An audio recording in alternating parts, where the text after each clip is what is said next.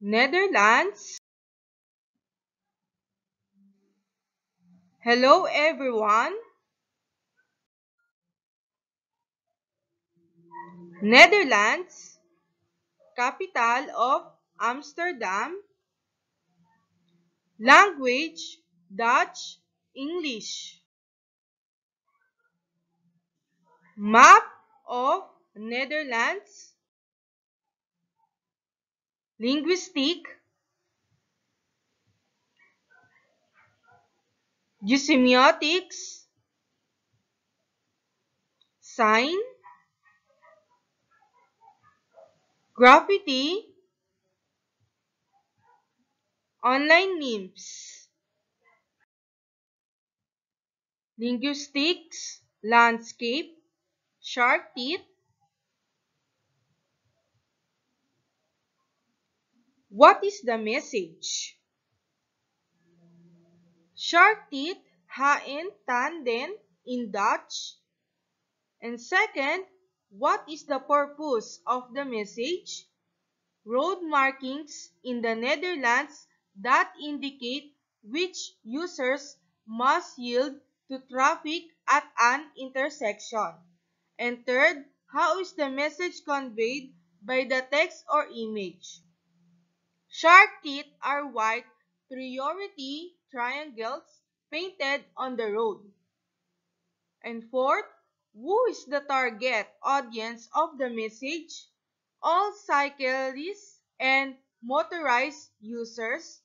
And last question, what other ways of presenting the message are there? If you see shark teeth with the sharp ends pointed at you, you should approach with care and give way to traffic. Semiotics. Dutch billboard campaign. First question, what is the message? Dutch billboard campaign raises money to counter Israel propaganda. Second question, what is the purpose of the message? A Dutch woman has started a campaign to counter what she calls Israel propaganda on billboards across the country, and the money is being used to buy billboards and show message in support of Palestine. Third question, how is the message conveyed by the text or image? Posted in a simple white background and simple text. Who is the target audience of the message? All people support Palestinian peace. And last question, what other ways of presenting the message are there?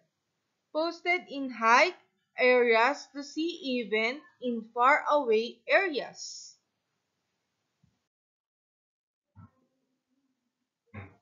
Sign. LED billboards. First question, what is the message? LED billboards for advertising. Second question, what is the purpose of the message? Digital marketing is a fast-growing industry in the Netherlands. And third question, how is the message conveyed by the text or image? With high visibility, digital billboards are taking priority over static ones. And as a result, they typically exist in some pretty prime location, like high traffic intersection. And fourth question, who is the target audience of the message? All the residents in Netherlands. And last question, what other ways of presenting the message are there? In the capital city of the Netherlands, you will find many billboards, attack tourist location, and in busy shopping street.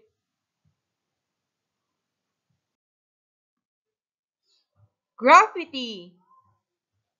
City of Arnhem. First question, what is the message? City of Arnhem, street art culture. Second question, what is the purpose of the message? The birthplace of some of the most beautiful murals and outdoor art. Third question, how is the message conveyed by the text or image? It also the host of one of the special street art events in the country. Fourth question, who is the target audience of the message? All Dutch and international artists. Last question, what other ways of presenting the message are there? They paint in the street. Online memes. This is picture. First question, what is the message? When we visit Netherlands, it's such a beautiful place, but when they came to us, they using a large ship. And second question, purpose of the message. They encourage sailors and local administrators to learn the language and culture while maintaining religious freedom. Third question, message conveyed by the text or image. They see to us that they preserve their culture. And fourth question, target audience of the message. All the social media users. And five question, what other ways of presenting the message are there? By emphasizing the two different ways of seeing their culture. Dank je wel. Thank you for listening.